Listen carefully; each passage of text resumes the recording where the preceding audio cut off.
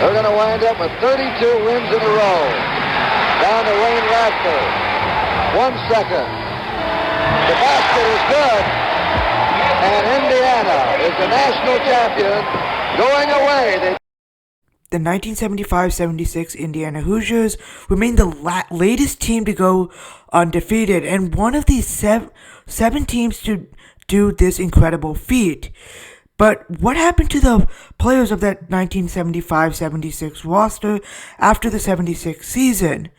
Did they ever get drafted into the NBA?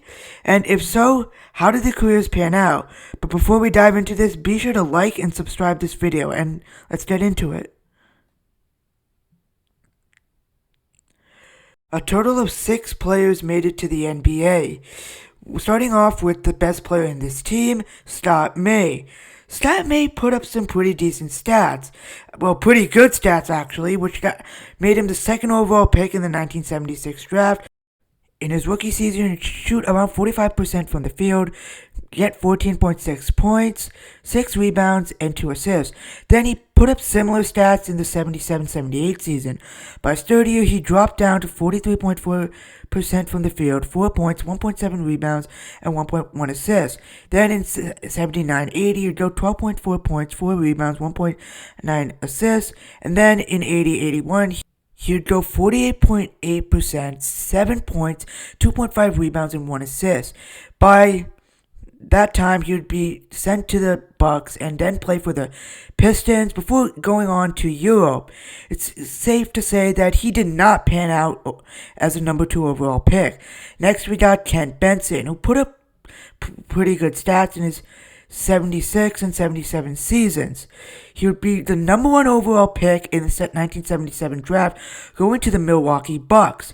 With the Bucks in his first season, he shoot 46.5% from the field, 7.7 points, 4.3 rebounds, and 1.4 assists. Then in his sophomore year, he'd go 51.8%, 12.3 points, 7.1 rebounds, 2.5 assists. Then in his third year, he'd go 49.4% from the field, 8.8 points, 5.9 rebounds, 2.3 assists, and 1.3 blocks. He'd end up going to the Detroit Pistons, where during that time he'd average 46% from the field, 12.1 points, 7.1 rebounds, 3 assists. Then in the 1980-81 season, he'd go 47.3%, 15.7 points, 6.8 rebounds, 2.9 blocks, 1.2 steals. Then the next year, he'd go 50.5% from the field, 12.5 points, 8.7 rebounds, 2.1 assists. Then the next year, he'd shoot 46.7% from the field, nearly 10 points average, 7.4 rebounds, 2.3 assists. Then the next year, 55% from the field, 7.1 points, 5 rebounds, and 1.6 assists. And it would be more of the same for the next 2 seasons. Benson would end up playing 2 more seasons with Cleveland and Utah before heading to Europe. Overall, Benson had a decent career, I guess. I mean, he definitely had the longevity, but did not pan out as a number 1 overall pick. Alright, next we have Tom Abernathy. I don't know how to pronounce this. He had some stats. He wasn't as good as Benson or May ever was, which is why he was selected in the 3rd round. Yes, there were 3 rounds back then in the 1976 draft with the Lakers. So you'd end up playing with Kareem, which I guess good for him. During his seasons with the Lakers, he'd go 48.4%, 6.3 points, 4.2 rebounds, 1.4 assists. Then more of the same in the 1977-78 season, and more of the same in the 78-79 season. And in the 1979-1980, he would shoot 48.1%, 5.4 points, 2.9 rebounds, and 1.3 assists, but only played 39 games the following season. And I mean play, not like start. And he would end up in Europe. Man, a lot of players are ending up in Europe in this roster.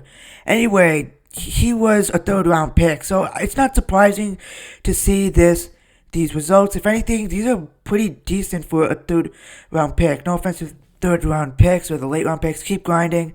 Next, we have Quinn Buckner. Not to be confused with the guy who blew it for the Red Sox back in 1986.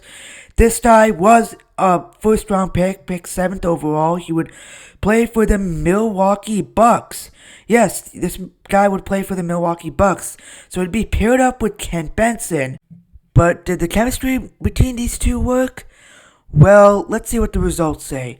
In his rookie season, Buckner shot 43.4% from the field, 8.6 points, 3.3 rebounds, 4.7 assists, 2.4 steals. The steals are a big pattern in this guy's career. In his next season, he shot 46.8% from the field, 9.3 points, 3 rebounds, 5.6 assists, and 2.3 steals. In the next season, 78-79, he shot 45.4% from the field. He shot 7.2 points, 2.6 rebounds, 5.8 assists, 1.9 steals. Then the next season, 79-80, he shot 46.7% from the field, 10.7 points, 3.6 rebounds, 5.7 assists, and 2 steals. Then the next season, he shot 49.3% from the field, 13.3 points, 3.6 rebounds again, 4.7 assists, 2.4 steals. Then in his last season with the Bucks, he would shoot 12.9 points, 3.6 rebounds again, 4.7 assists again, and 2.5 steals. Now with the Celtics, he would shoot 44.2% from the field, 7.9 points, 2.6 rebounds, 3.8 assists, 1.5 steals. As you can see, his numbers began to decline. 42.7% from the field, 4.1 points, 1.7 rebounds, 2.7 assists, 1.1 steals. He won a title in 83-84 with the Celtics. This was back in Larry Bird's prime, but he wasn't really any good in that time. He was well past his prime. He would dip to 38.3% in 84-85, just 2.4 points, 1.2 rebounds, 2 assists, and less than 1 steal. Then in his last season, he shot 47.1%, 3.7 points, 1.6 rebounds, 2.7 assists, and 1.3 steals. So a similar long career, I guess, just like Kent Benson. And he actually made the playoffs a multitude of times, though he did not put the best stats, but he did get enough playing time, especially in 1983-84, and he made 4 All-NBA defensive second teams. And yeah, he also coached for the Mavericks for 2 years, which I thought was pretty cool. And no, he did not end up in Europe. He would play his entire career in the NBA, unlike the previous examples. But overall, Buckner would probably have the best career out of all the NBA players from that Indiana team. Next, we have Bob Wilkerson, who, despite his stats making him look like a role player, was a pretty highly touted prospect who went 11th overall in the 1976 draft to the Seattle Supersonics, where he'd only played 1 season, shooting 38.6% from the field, 6.7 points, 3.3 rebounds, 2.2 assists, and 0.9 steals. Then he was traded to the Nuggets, where he shot 40.8% from the field, 11.4 points, 5.9 rebounds, 5.4 assists, and 1.6 steals. This guy was also big in steals. In the 78-79 season, he shot 45.6% from the field, 11.4 points again, 5.2 rebounds, 3.6 assists, and 1.5 steals. In his last season with the Nuggets, he'd go 41.7% from the field, shoot 13.8 points, 4.2 rebounds, 3.2 assists, and 1.2 steals. After that season, he was taken to the Chicago Bulls, where he shot 46.2%, 10 points, 3.5 rebounds, 3.4 assists, 1.3 steals. Then spent the last 2 seasons with the Cavs, where he go 41.8% from the field, 11 points, 3.8 rebounds, 3.6 assists, 1.4 steals. Then in the last season, he'd go 41.7%, 6.7 points, 3.1 rebounds, 2.5 assists, and less than 1 steal.